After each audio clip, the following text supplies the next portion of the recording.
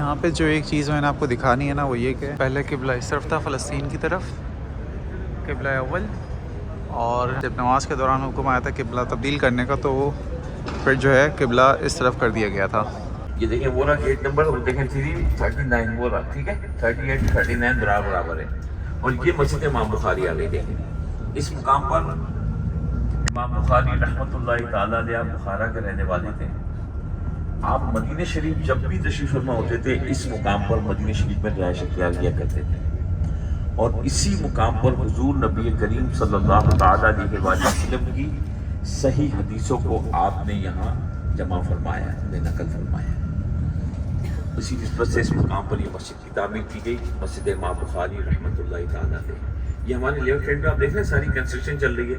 یہ پہلے سارے یہاں پر آپ کو پتہ ہے کہ بلڈنگز تھی، ہوٹلز تھے، اور ان کے درمیان میں ایک مسجد نظر آ رہی ہے، دیکھیں ان کے ہاتھ پر، دیکھیں وہ گلی کے اندر وہ سامنے یہ جو مسجد ہے نا، یہ مسجد بہت سارے زائرین اس مسجد میں پا کر، چاہے وہ کہیں بھی ٹھہرے ہوتے تھے مدینہ شریف میں، اس مسجد کو ڈھونڈتے ہوئے اس مسجد میں آ کر 2 رکعت نماز پڑھنے کے لیے آیا کرتے تھے۔ اور اللہ تعالیٰ کا شکر یہ ہے کہ یہ مسجد ابھی موجود ہے، یہ شہید نہیں کی گئی ہے۔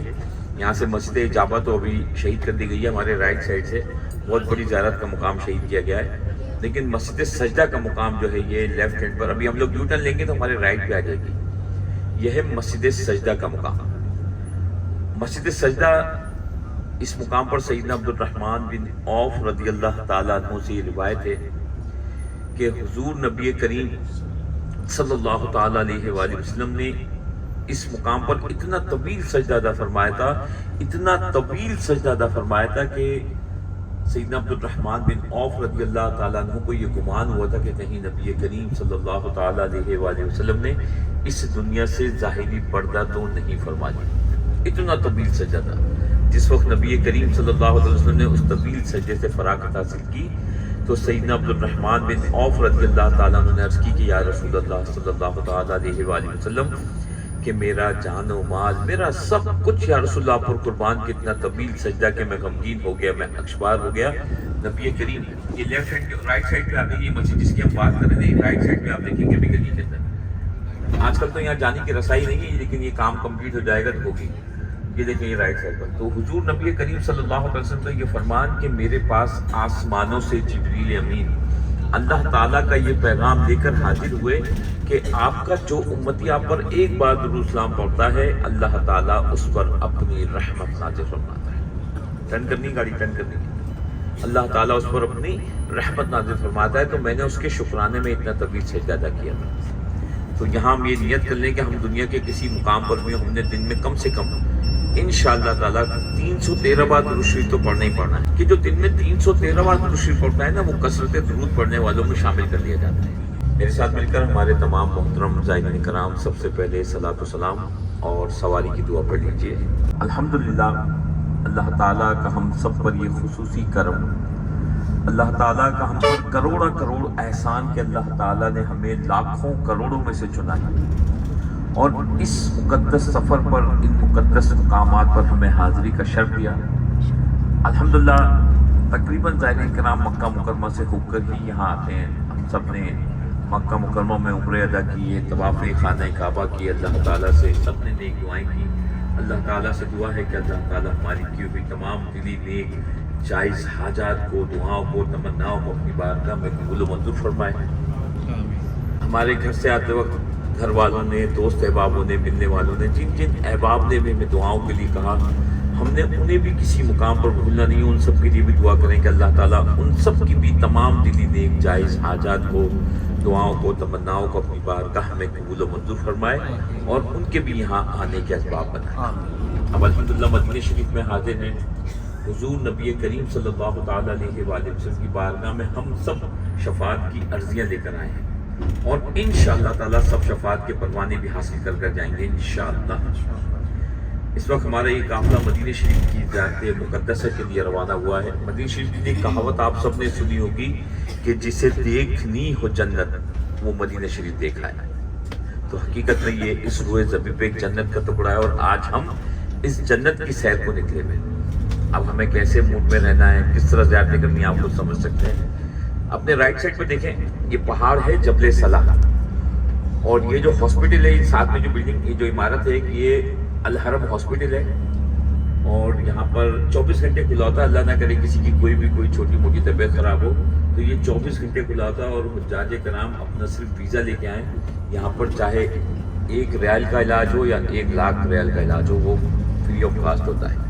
دیکھیں اپنے سیدھے ہاتھ میں دیکھیں ہمارے ساتھی جو بیٹھے ہیں ترکی ریسٹورانٹ کے پاس سے, یہ جو گلی آ رہی ہے نا سیدھے ہاتھ پہ, ابھی ایک جگہ کا زیارت سمجھا رہا ہوں کو, اس گلی میں آپ جیسے ٹرن کریں گے نا تو یہ پہاڑ شروع ہو جاتا ہے فوراً, جبل صلاح.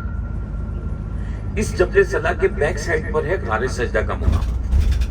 غار سجدہ اور غزوہ خندق, یہ دونوں مقامات یہاں سے صرف غار سجدہ آپ 4 سے 5 منٹ میں پہنچیں گے, اس سے اگلے 2 منٹ میں, یہ سلو چلنے پہ بتا رہا ہوں, بالکل سلو جب چلیں گے اگلے 2 منٹ میں غزوہ خندق کا مقام ہے. اور یہ مقام آج کل صرف پیدل رسائی کا ہے, یہاں پر گاڑیوں کی انٹری نہیں ہے. میں آپ کو جب ہم قبلتین سے نکلیں گے یہ جگہ میں آپ کو دکھاؤں گا, ہم اوپر سے آ کے دیکھیں گے تینوں سائڈوں سے اس کے راستے بنے. کیوں بنے؟ یہاں کام چل رہا ہے, کنسٹرکشن ہو رہی ہے. جب ہم یہاں آئیں گے تو اس پر بات کریں گے. لیکن یہ باب السلام سے برج کے نیچے آ کر, یہ باب السلام والا روڈ ہے جس پہ ابھی ہمیں, آپ 316 نمبر گیٹ سے برج کی طرف آئیں گے. برج کے نیچے آنے کے بعد رائٹ سائڈ پر یہ غزوہ خندق کا مقام ہے.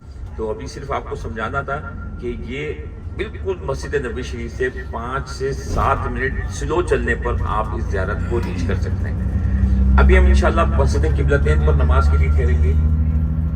ابھی تھوڑا تعارف اس لیے کرا رہا ہوں, آپ کو یہ اندازہ ہو کہ ہمیں کتنی جگہوں پہ جانا ہے اور ہم نے وقت کا کتنا خیال رکھنا ہے. جو ہم نے یہاں پر ابھی کافی وقت صرف ہوا ہمارا, جو ہو گیا اس کو بھول جائیں, ٹھیک ہے.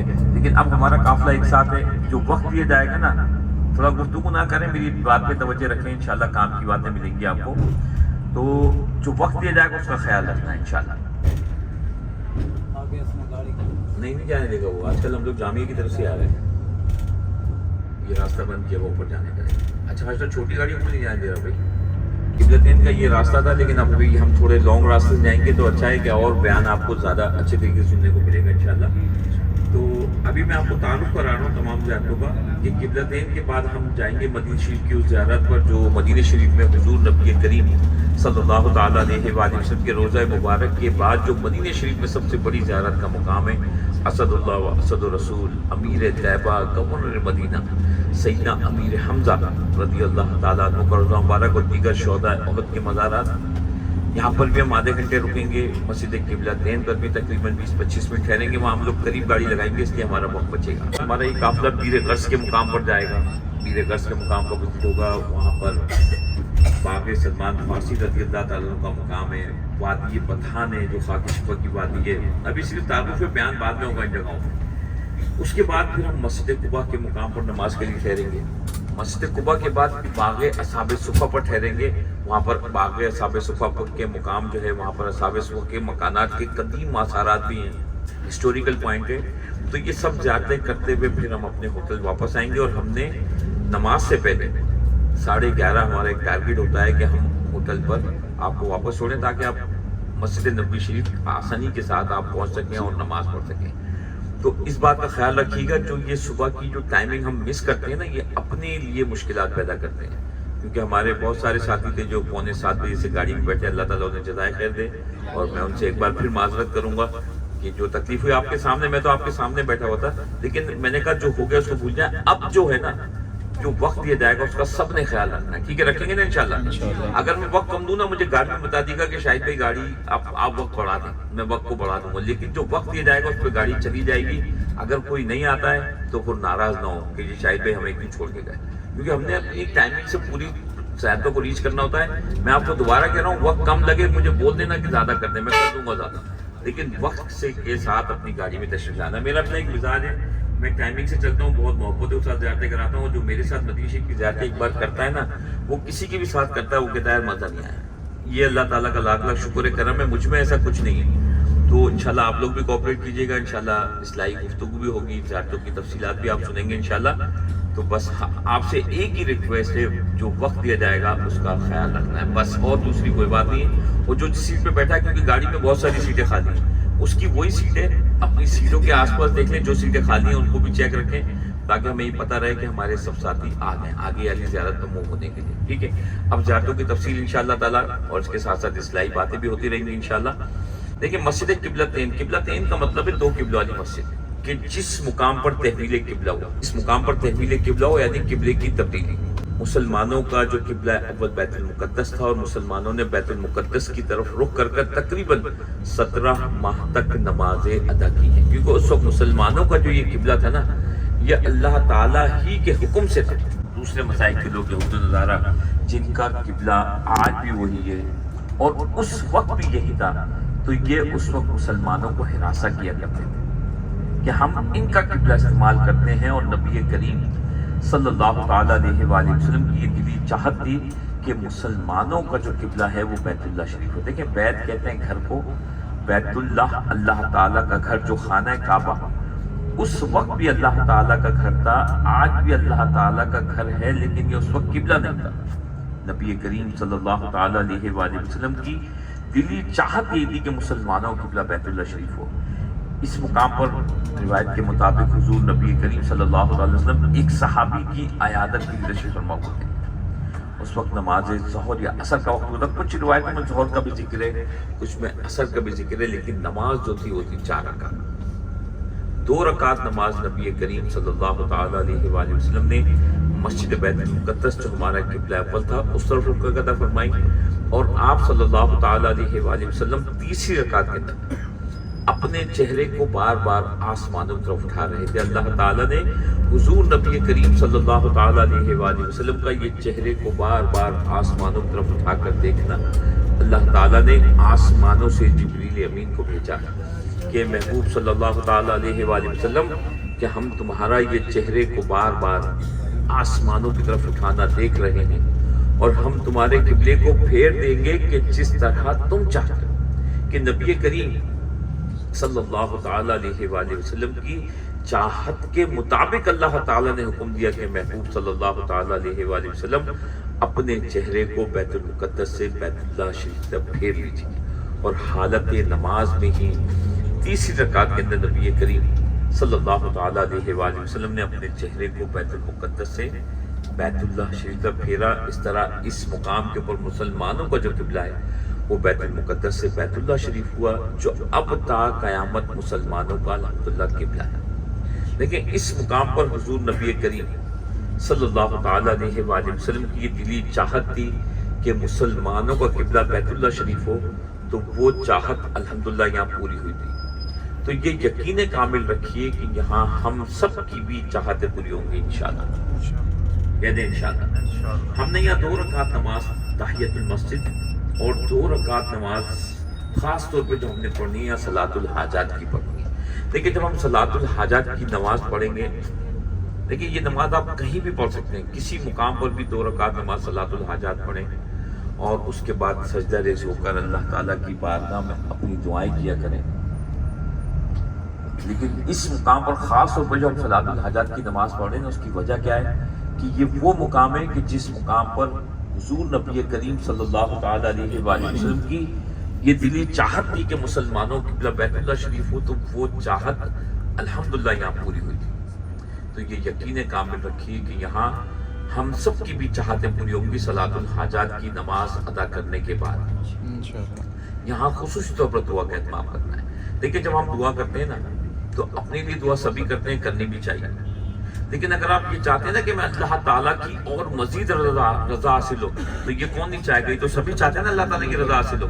تو آپ جب بھی دعا کریں پہلے دوسروں کے لیے کریں، لیکن جب ہم کسی بھی دوسرے کے لیے دعا کرتے ہیں نا، کسی بھی دوسرے کے لیے دعا کرتے ہیں، تو اس بات سے اللہ تعالیٰ کی رضا حاصل ہوتی ہے۔ ہم سب اللہ تعالیٰ کے بندے ہیں، اللہ تعالیٰ اپنے بندے سے 70 ماہوں سے زیادہ پیار فرماتا ہے، 70 ماہوں سے زیادہ پیار فرماتا ہے۔ دیکھیں ہماری ذات سے اگر کسی کی بھی ذات کو کوئی تکلیف پہنچتی نا، اللہ نہ کرے، اللہ نہ کرے، تو یہ وہ واحد عمل ہے کہ جسے اللہ تعالیٰ معاف فرمائے۔ یہ آتا ہے حقوق العباد میں۔ حقوق العباد میں آتے ہیں بندے کے حقوق۔ ہم سب اللہ تعالیٰ کے بندے، ہماری ذات سے اگر کسی کی بھی ذات کو کوئی تکلیف یا ٹھیس پہنچتی ہے، اللہ نہ کرے، اللہ نہ کرے، تو ہم نے اس بندے سے خود معذرت کرنی، وہ معاف کرے گا تو معاف ہوں گے، سیدھے جانا سیدھے۔ اللہ تعالیٰ حقوق العباد معاف نہیں فرمائے گا۔ حقوق العباد یہ وہ عمل ہے کہ جسے اللہ تعالیٰ معاف نہیں فرمائے گا۔ تو یہ آج عہد کر لیجئے کہ ہماری ذات سے کسی کی بھی ذات کو پہنچے گا تو صرف فیض پہنچے گا، انشاءاللہ کوئی تکلیف نہیں پہنچے گی، کیونکہ نبی کریم صلی اللہ تعالیٰ علیہ وآلہ وسلم کا یہ فرمان ہے کہ جو مسلمان حقوق العباد کا خیال نہیں رکھتا وہ داخل جنت ہی نہیں ہوگا، وہ داخل جنت ہی نہیں ہوگا۔ اللہ نہ کرے کوئی مسلمان ایسا ہو، لیکن جو شرعی مسائل ہیں وہ تو اپنی جگہ پر ہے نا، ان کا تو ہم نے خیال رکھنا ہے۔ تو حقوق العباد پتہ یہ چلا کہ مسئلہ ہے ایمان کا، حقوق العباد ایمان ہے، سمجھ لیجیے۔ اگر سب سے پہلے حقوق العباد میں آپ پرفیکٹ ہیں تو باقی معاملات بعد میں آتے ہیں۔ اگر ہماری ذات سے کسی کو تکلیف پہنچتی ہے تو ہم نے اس سے فوری طور پر معذرت کر لینی چاہیے، اور اگر وہ معاف کرتا ہے تو یہ معاف ہوں گے، اللہ تعالیٰ حقوق العباد معاف نہیں فرمائے گا۔ یہ بڑا ہی اہم مسئلہ ہے، یہ بات سمجھ لیجیے۔ دیکھیں ہم عمرے کے سفر پر آئے ہوئے نا، عمرہ زندگی کے تمام گناہوں کو دھو دیتا ہے۔ اب حضور نبی کریم صلی اللہ علیہ وسلم کی بارگاہ میں حاضر ہیں، ہم سب شفاعت کی عرضیاں لے کر آئے، شفاعت کے پروانے بھی حاصل کر کر جائیں گے، تو جب ہم یہاں سے واپس جائیں گے نا تو ایسے گناہوں سے پاک ہو کر جائیں گے کہ ہم نے اپنی ماں کی کوکھ سے ایک نیا جنم دیا۔ انشاءاللہ اب ہم نے تیاری کر کے جانی ہے کہ اپنی آنے والی زندگی کو کس طرح سے گزارنا ہے، گناہوں سے پاک، اللہ تعالیٰ کے احکامات کے مطابق اور حضور نبی کریم صلی اللہ تعالیٰ علیہ وآلہ وسلم کی سنت کے مطابق اپنی زندگی کو سانچے میں ڈالنا ہے۔ تو اب ہم نے اس کی تیاری کر کے جانی ہے انشاءاللہ۔ انشاءاللہ دیکھیں ابھی یہ جو ہمارے رائٹ سائڈ پر آپ دیکھ رہے ہیں نا، تھوڑی دیر بعد ایک محراب آ رہی ہے روڈ پہ بنی ہوئی، یہ ابھی آنے والی آگے جی۔ دیکھیں اس وقت ہم حدود حرم سے باہر ہیں، کیونکہ ہم لوگ کافی آگے آئے نا ابھی۔ یہ محراب کی دوسری سائڈ پہ ہم جائیں گے نا تو حدود حرم میں آئیں گے ہم۔ یہ دیکھیں یہ محراب ایک اور آگے دیکھیں، رائٹ سائڈ پہ دیکھیں بدایہ حدود الحرم لکھا ہے، انگلش میں اینڈ آف حرم باؤنڈریز لکھا ہوا ہے۔ تو یہ ابھی ہم حدود حرم سے باہر ہیں، مسجد نبی مدینہ شریف کی حدود حرم سے۔ اچھا ہمارے الٹے ہاتھ پر ایک پہاڑ ہے، ابھی پھر گفتگو ہم قبلہ دین پہ واپس لائیں گے۔ یہ لیفٹ ہینڈ پہ ایک پہاڑ ہے، اس میں محل بنا ہوا ہے، یہ کہلاتا ہے جرف کا علاقہ۔ جرف آپ نے پڑھا ہوگا کتابوں میں، ہسٹری کی کتابوں میں بھی، کہ دجال کا جب نزول ہوگا نا دجال کا، تو وہ جرف کی طرف سے آئے گا اور وہ حدود حرم میں داخل ہو نہیں سکتا، وہ حدود حرم میں داخل نہیں ہو سکتا۔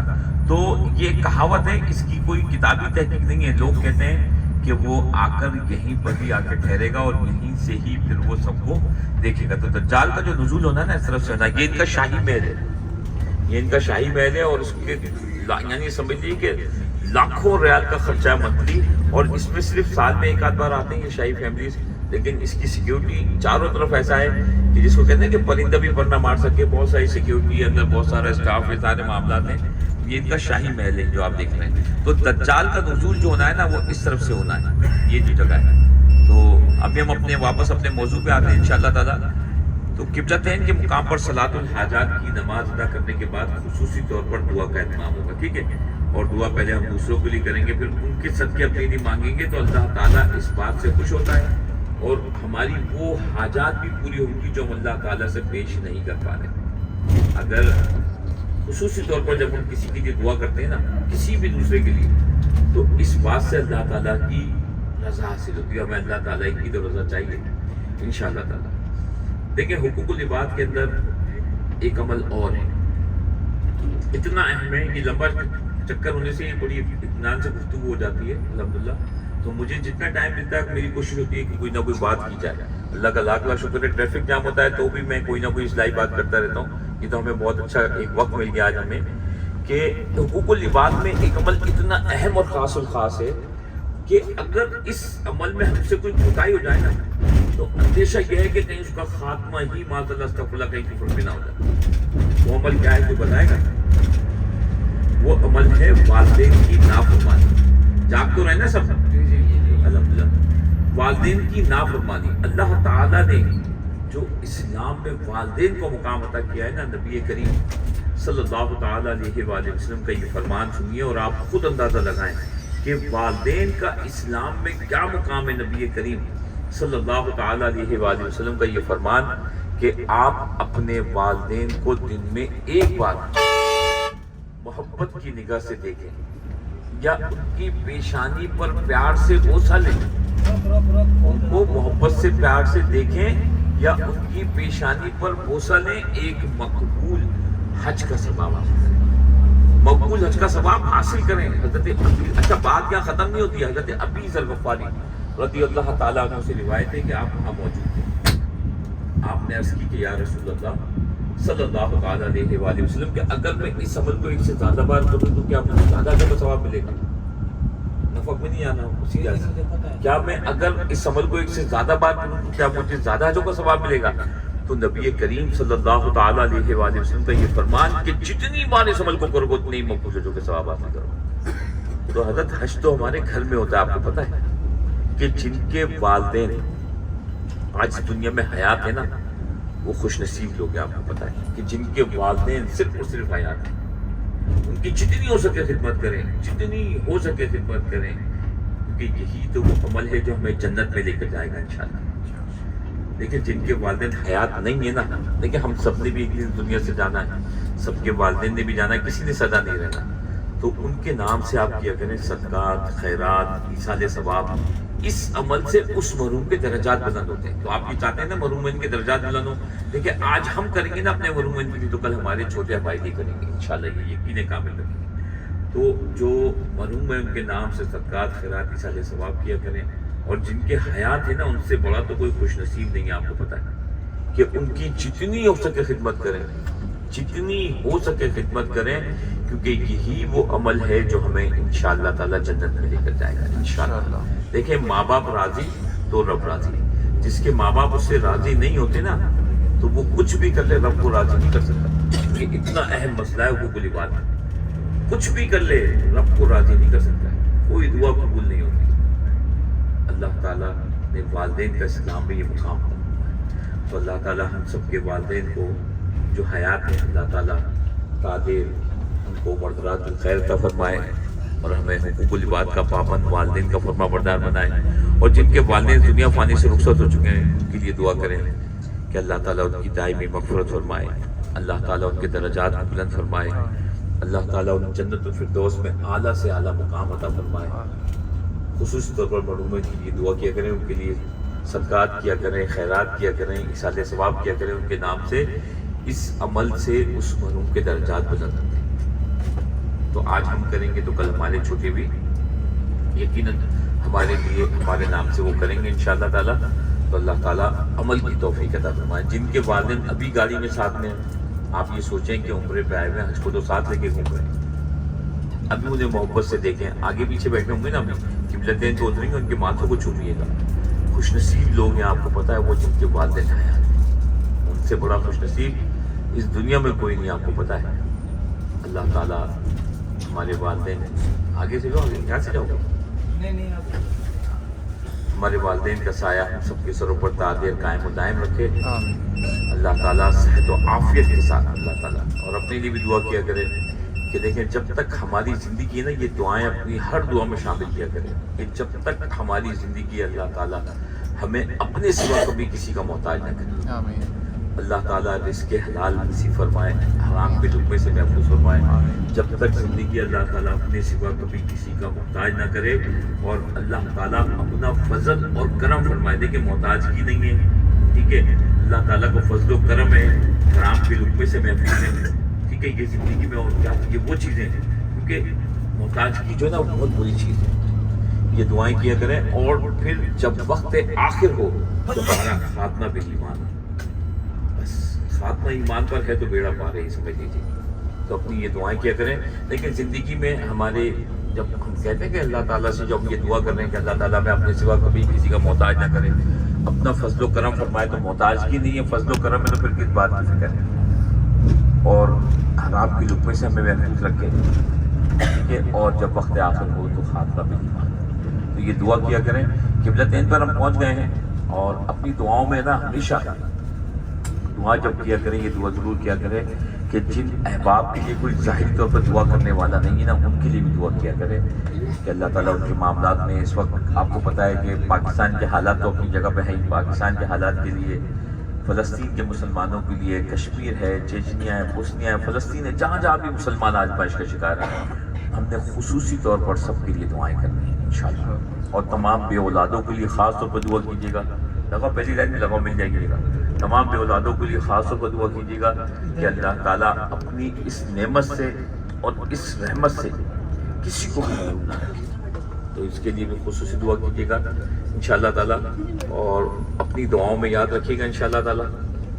قبلتین کے مقام پر پہنچے دیکھیں ہم، اور ہمارے اسلم بھائی جو گاڑی چلا رہے ہیں ماشاءاللہ بڑی محبتوں کے ساتھ مدینہ شریف کے میں زیارتیں کراتے ہیں۔ جب دعا کریں گے نا تو ان کے لیے بھی دعا کیجیے گا، اللہ تعالیٰ انہیں بھی، یہ جو حجاج کرام کی خدمت کر رہے ہیں نا، ایک اللہ تعالیٰ کا بہت بڑا شرف ہے کہ اللہ تعالیٰ جس سے چاہے اس خدمت کو لے لے، تو اللہ تعالیٰ نے انہیں چن لیا ہے۔ لے چلو پہلی لائن میں، لے چلو مل جائے گی۔ اللہ تعالیٰ اپنا کرم فرمائے ان پر بھی، اللہ تعالیٰ ان کی روزی میں، رزق میں، گھر بار میں، جان و مال میں، اولاد میں اللہ تعالیٰ خوب برکت عطا کرے، اور جب تک زندگی اللہ تعالیٰ اپنے سوا کبھی کسی کا محتاج نہ کرے، اور جب وقت آخر ہو خاتمہ بالایمان مدینہ شریف میں اللہ تعالیٰ حضور نبی کریم صلی اللہ تعالیٰ علیہ وآلہ وسلم کے قدموں میں شہادت کی موت نصیب فرمائے، اور بقیہ پاک ہم سب کا مغفرت بن جائے، آمین۔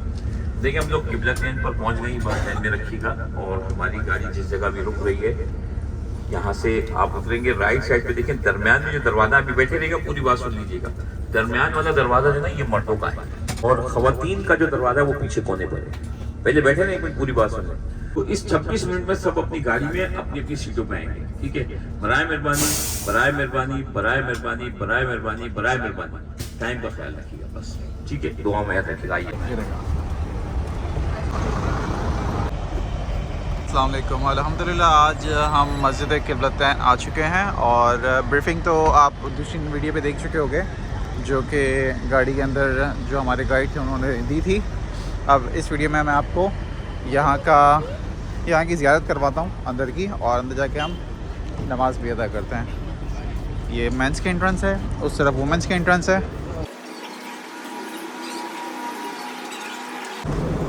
یہاں واش روم کی جگہ اور یہاں نماز کی جگہ ہے۔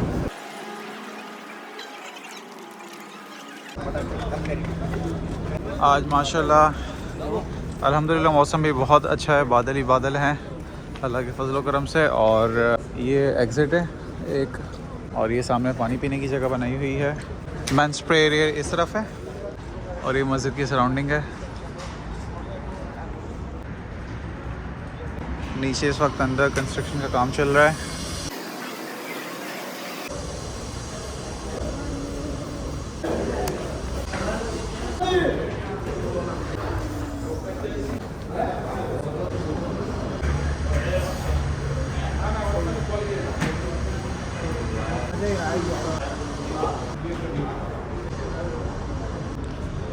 اچھا، اب یہاں پہ جو ایک چیز میں نے آپ کو دکھانی ہے نا، وہ یہ کہ یہ دیکھیں، پہلے قبلہ اس طرف تھا فلسطین کی طرف، قبلہ اول، اور جب نماز کے دوران حکم آیا تھا قبلہ تبدیل کرنے کا، تو وہ پھر جو ہے قبلہ اس طرف کر دیا گیا تھا۔ اب میں آپ کو ذرا سراؤنڈنگ دکھا دیتا ہوں، اس کے بعد آخر میں اپنی یہاں پہ نماز ادا کر لیتا ہوں۔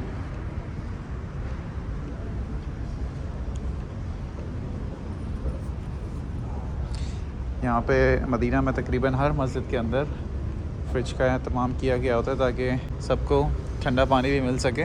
یہاں پہ ماشاءاللہ بہت خوبصورت سے ریکس بنائے ہوئے ہیں سراؤنڈنگ میں، ماشاءاللہ کافی زیادہ تعداد میں قرآن رکھے گئے ہیں، اور یہاں پلرز میں بھی جگہ بنائی گئی ہے، یہاں پہ بھی قرآن شریف رکھے ہوئے ہیں۔ ماشاءاللہ کافی زیادہ ہائٹ پہ ہے، اور بہت خوبصورتی کے ساتھ اس مسجد کو بنایا گیا ہے۔ ماشاءاللہ کافی کثیر تعداد میں پبلک بھی آئی ہوئی ہے۔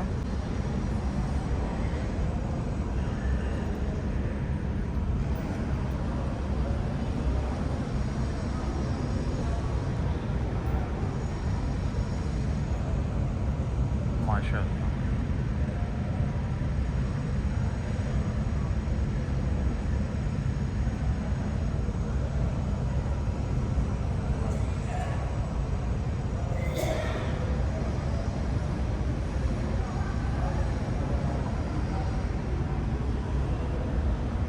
گیٹ نمبر بنے میں 1 2 3 4 5 6، یہاں سے پھر میں وہی ایگزٹ کی طرف۔ اس وقت صبح کے 8:35 ہو رہے ہیں، ظہر یہاں پہ 12:09 پر ہے۔ Islamic electronic library, download digital book. الحمدللہ ابھی ہم لوگ اندر نماز ادا کر چکے ہیں، اور یہاں پہ باہر میں آپ کو ایک خوبصورت مناظر دکھاتا ہوں ان کبوتروں کا، اور سامنے ہمارے مسجد قباء کا فرنٹ ہے۔ یہ دیکھیں یہاں کا خوبصورت مناظر، لوگ یہاں پہ دانہ ڈالتے ہیں، ماشاءاللہ یہاں پہ کافی کبوتر ہیں. میرا خیال ہے اب مجھے واپس جانا چاہیے. 20 منٹ تقریباً جو ہے وہ جو ہمیں ٹائم دیا گیا تھا 20 سے 25 منٹ کا وہ ٹائم پورا ہوا جاتا ہے. باقی لیٹ آئیں سو آئیں لیکن آپ کوشش کریں آپ اپنے ٹائم سے پہنچیں. یہ سامنے ہماری بس موجود ہے جس میں ہم آئیں, اور ماشاءاللہ جو بھائی ہمیں لے کر آئیں ان کا اپنا طریقہ کار اور ترتیب دیکھ لی ہوگی کہ ٹائم کے بھی پابند ہیں, گائیڈ بھی اچھے سے کرتے ہیں اور اخلاق کے بھی اچھے ہیں. آپ نے بھی اگر زیارتیں کرنی ہوں تو میں ان کا نمبر جو ہے ویڈیو میں ایڈ کر دوں گا, آپ ان سے بھی رابطہ کر سکتے ہیں. درشی پڑھ لیجئے. صلو علی الحبیب صلی اللہ تعالی علی محمد. الحمدللہ مسجد قبلتین میں سب نے نمازیں ادا کی, اللہ تعالیٰ سے نیک دعائیں کی. اللہ تعالیٰ سے دعا ہے کہ اللہ تعالیٰ ہماری نمازوں کو, کی ہوئی دعاؤں کو, جو ہمارے حق میں بہتر ہے, اللہ تعالیٰ بہتر جاننے والا ہے, اللہ تعالیٰ ہمیں عطا فرمائے. اور جو ہم نہیں مانگ سکے ہیں لیکن ہمارے حق میں وہ بہتر ہے, اللہ تعالیٰ اپنے کرم سے ہمیں وہ سب بھی عطا فرمائے. ابھی انشاءاللہ تعالیٰ ہمارا اگلا جو زیارت کا پوائنٹ ہے اس پہ اس بات کا خیال رکھیے گا کہ ہمارے جو بزرگ ابھی مس ہوئے تھے ان کو آپ میرے خیال میں ساتھ رکھیے گا, کیونکہ ٹھیک ہے. تو اور شریف پہ تو خیر فیملی سب ساتھ ہی جائے گی ابھی, لیکن اس کے بعد جو نیکسٹ ہوگا تو ان کو کوئی نہ کوئی ساتھ لے کے جائے تاکہ آزمائش سے محفوظ رہیں. دیکھیں ہمارے لیفٹ ہینڈ پہ دیکھیں روڈ کے اس طرف یہ جو کام ہو رہا ہے نا اس طرف, یہ سارے مکانات ڈیمولش کیے انہوں نے. یہ پارکنگ ایریا بن رہا ہے مسجد قبلتین کا, اور مسجد قبلتین ابھی ہم گزریں گے نا آگے تو یہاں ایک برج بنایا ہے اور اس برج کے اوپر بھی مسجد قبلتین بنائی گئی ہے. اور یہ سارا ایریا جو ہے نا ہمارے لیفٹ ہینڈ پر یہ جو مشینیں کام کر رہی ہیں یہ پوری ایک پٹی ان لوگوں نے ڈیمولش کی ہے, اور یہ صرف اور صرف 15 دن کے نوٹس میں مکان خالی کرائے تھے انہوں نے, کیونکہ یہاں پارکنگ ایریا نہیں ہے قبلتین پہ, یہ صرف اور صرف پارکنگ ایریا کے لیے تمام کام ہو رہے ہیں. تو الحمدللہ مسجد قبلتین میں سب نے نمازیں ادا کی اور دعائیں کی, اللہ تعالیٰ اپنی بارگاہ میں قبول و منظور فرمائے.